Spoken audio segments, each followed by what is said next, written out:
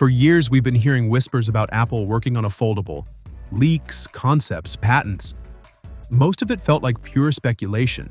But now suddenly, something like this shows up, and it actually feels real. This is the iPhone Fold, and I'm not even exaggerating when I say this could be one of the biggest changes to the iPhone ever. So, let's get into it.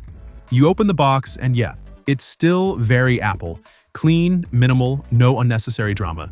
But this time, there's a bit more tension in the air because you know this isn't just another iPhone.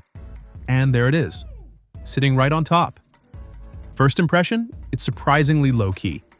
Apple hasn't gone flashy here. It almost looks like it's trying to blend in.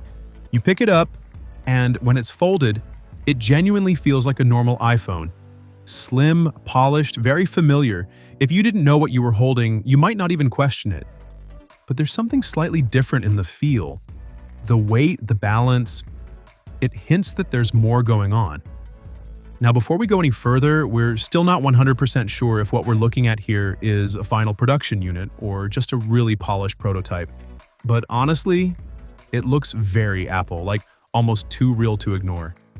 Either way, we're probably just a few months away from seeing the official version.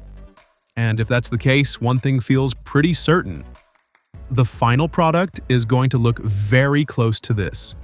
And then comes the moment. You unfold it. And yeah, this is where everything changes. The hinge is the first thing that stands out. It's not stiff, not loose, just perfectly controlled.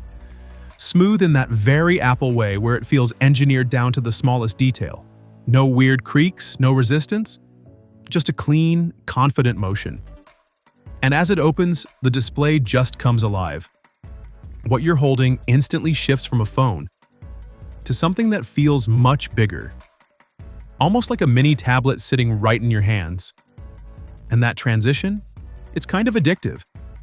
One second it's pocketable, the next it's expansive, and that's when it really hits you. This isn't just Apple making a foldable phone. This is Apple quietly redefining what an iPhone can be.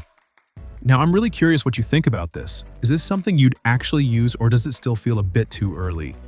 Drop your thoughts down in the comments. I'll be reading through them. And yeah, I'll catch you in the next one. Until then, take care.